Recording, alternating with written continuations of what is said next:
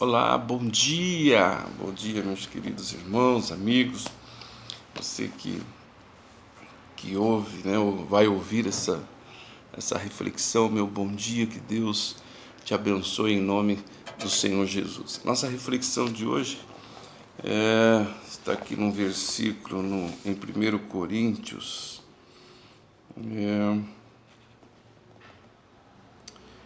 Coríntios 15, versículo 33. 1 Coríntios 15, versículo 33 diz assim, olha: não vos enganeis, as más companhias corrompem os bons costumes. Não vos enganeis, as más companhias corrompem os bons costumes. E no Salmo 1 diz assim, ó: bem-aventurado o homem que não anda segundo o conselho dos ímpios, nem se detém no caminho dos pecadores, e nem se assenta na roda dos escarnecedores. Antes tem o seu prazer na lei do Senhor, e na sua lei medita dia e noite. A Bíblia diz assim que essa pessoa, né, que ele considera bem-aventurada, no versículo 3 fala que ela será como uma árvore plantada junto a ribeiros de águas, a qual dá o seu fruto na estação própria, e cujas folhas não caem. Aí diz assim: tudo que fizer prosperará. Olha que palavra maravilhosa. Queridos, quando nós meditamos nisso, não vos enganeis, as más companhias corrompem os bons costumes, a Bíblia não está falando aqui daquela pessoa que é um homicida, que é um ladrão, que é, né, um estuprador. Né? Esses, lógico que são más pessoas. Quando a Bíblia fala de más companhia, quando você fala a palavra companhia, você fala pessoas que convivem, que estão próximas a você. E nessas pessoas que estão próximas a você, pode haver más companhias. As más companhias não necessariamente precisa ser uma pessoa violenta, uma pessoa homicida ou coisas do tipo. As más companhias são aquelas pessoas que distorcem a verdade, que distorcem aquilo que você tem de bom. As más companhias são aquelas que acham que tudo que se faz aqui neste mundo e que dá prazer é muito bom. Então não importa se você está traindo alguém, se você está enganando alguém, se você está mentindo para alguém, isso não importa. O importante é você ficar bem, não é assim?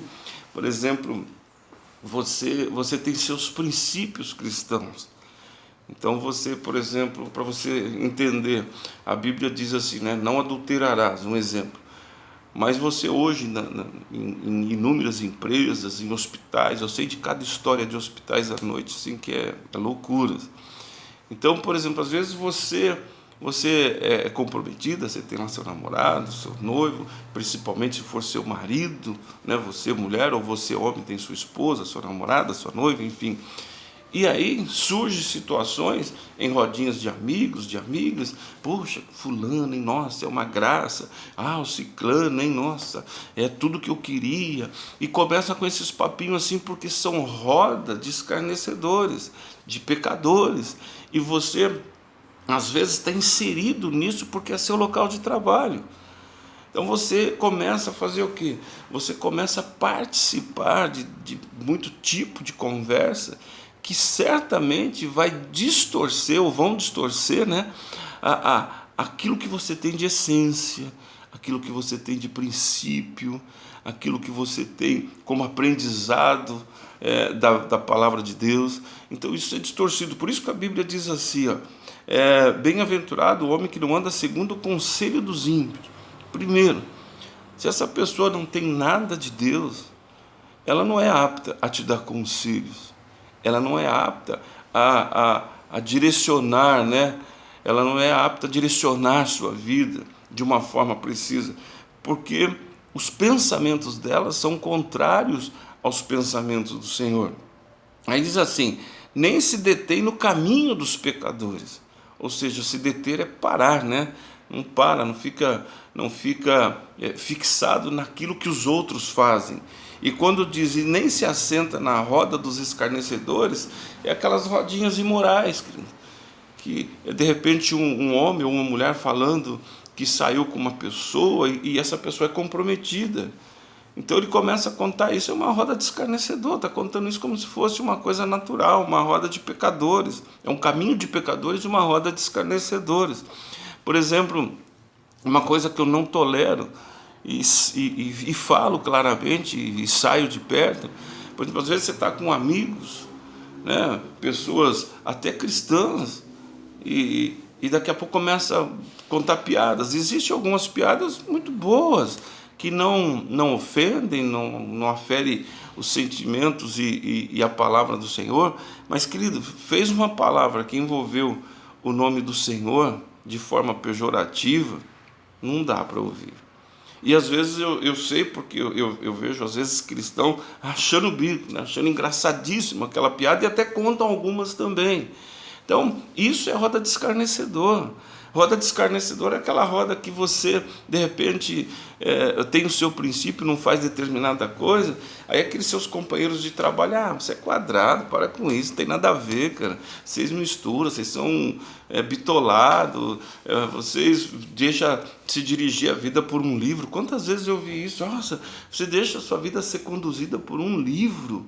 Não é por um livro, é o livro, né? É totalmente diferente. Então nós temos, querido, que tomar cuidado, porque às vezes a sua vida pode emperrar, a sua vida pode não caminhar por atitudes que nós mesmos, que você mesmo acabou fazendo dela uma prática, fazendo dela um estilo de vida e, por fim, está indo contra aquilo que o Senhor determinou, que o Senhor ensinou, que o Senhor preza. E não adianta, se a Bíblia diz assim que as más companhias corrompem os bons costumes, elas corrompem. Querido, quantas vezes já houve situações de pessoas de boa índole, pessoa de boa índole, de repente se envolve com alguém que não está nem aí, que os princípios são totalmente distorcidos, que as verdades são contraditórias ao que Deus diz, ao que Deus prega, ao que Deus fala, e daqui a pouco essa pessoa perde a essência. Eu já acompanhei casais, por exemplo, de namorados que a mulher, por exemplo, era espírita e o rapaz era da igreja.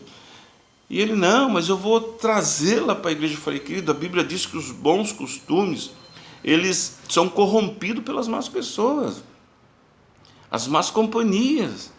Não tem nada a ver, pode deixar. E daqui a pouco o rapaz estava fora da igreja. Por quê? Porque começa a viver de uma forma que a outra pessoa vive. Eu não estou aqui, entendam, por favor, eu não estou aqui falando mal de tal segmento, Eu prego e acredito numa verdade, que Jesus Cristo é o Senhor, isso é ponto, imutável. E eu sei que existem inúmeras religiões, segmentos, e, querido, eu respeito essas pessoas, eu acho que Deus nos deu o livre-arbítrio, você acredita naquilo que você quiser. Agora, eu não participo dos seus rituais, eu não participo dos seus cultos, eu não participo dos seus estilos de vida, eu não participo. Porque se eu participar, eu estou sendo corrompido em relação àquilo que eu aprendi. E eu prezo muito pelo que eu aprendi, porque eu acredito ser o caminho certo, eu acredito ser a verdade. Então eu tenho que prezar por isso. Então você que é cristão, principalmente para você que é cristão, muito cuidado, querido. Cuidado com a sua roda de amigos na faculdade, na escola. Cuidado com os seus amigos de trabalho. Cuidado com os seus vizinhos. Cuidado, às vezes, com os da própria casa, com da própria família. Porque as pessoas que não têm Cristo no coração têm uma filosofia de vida, têm um estilo de vida contraditório ao nosso, querido. Totalmente contraditório ao nosso. E a gente não pode se deixar levar por isso. A gente não pode se deixar ser induzido a conviver de acordo com o que elas fazem. Porque muitas vezes você, por ser diferente, aí você está num ambiente que tem seus amigos, seus familiares, e aí começa uma situação, outras pessoas, não, bora, você, não, pô, larga a mão, também não é assim, né, que exagero. E a hora que pensa que não, você está fazendo coisas que não deveria fazer, depois se arrepende, mas aí você já fez. Então é isso que nós temos que tomar cuidado. Temos que evitar essas pessoas? Não, não é evitar. Quando a Bíblia diz não se deter, não parar, não dá valor a certas coisas que elas fazem. Quando a Bíblia diz não se assentar, é não participar de coisas imorais, de assuntos imorais, não participar de atos imorais. Então você tem que saber dividir, você tem que estar próximo do pecador, porque senão você não vai influenciá-lo, mas você tem que ser mais forte que eles. A luz prevalece sobre as trevas, a luz brilha e dissipa as trevas, e a Bíblia diz que nós somos luz do mundo. Então eu preciso brilhar, o espaço que eu tiver eu preciso brilhar, eu tenho que brilhar mais para dissipar as trevas. Isso que é importante.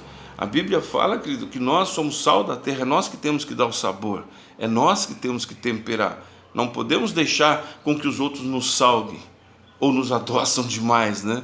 Nós precisamos dar o tempero certo. O sal é para dar o tempero certo e nós temos que fazer isso. Então você tem que ocupar o espaço espiritual aonde você está. A Bíblia diz que o Espírito do Senhor reside, mora em nós, Ele faz morada em nós. Então aonde nós chegamos, se tiver pessoas que infelizmente estejam possessas de espíritos imundos, estejam acompanhadas de espíritos imundos, a hora que nós chegarmos, esses espíritos têm que ir embora, porque maior é o que está em nós do que o que está no mundo. E às vezes nós vemos o contrário, nós vemos as pessoas que estão com espírito imundo conduzir, carregar, transportar, abraçar e morar junto com aquele que tem o Espírito de Deus. Amós 3,3 diz assim: andarão dois juntos se não estiverem de acordo? Não tem jeito, querido. A Bíblia diz: não há comunhão entre luz e trevas. Ou você é luz ou você é trevas. Lá nas cartas de João, de 3º João, é pior ainda, diz assim: um é de Deus, o outro é do diabo. É forte, mas é o que a Bíblia diz. E nós somos de Deus. Você é de Deus. Acredite que você é de Deus. Então haja como um homem de Deus, como uma mulher de Deus. E atento às suas companhias, porque se elas forem más, elas vão corromper os seus bons costumes. Não deixe isso acontecer, porque você é uma joia rara nas mãos do Senhor. Você é precioso, você é preciosa aos olhos do Senhor. E você custou o sangue do seu Filho Jesus Cristo, que morreu por mim e morreu por você. Tá bom, querido? Beijo no teu coração, que Deus te abençoe. Até a nossa próxima reflexão.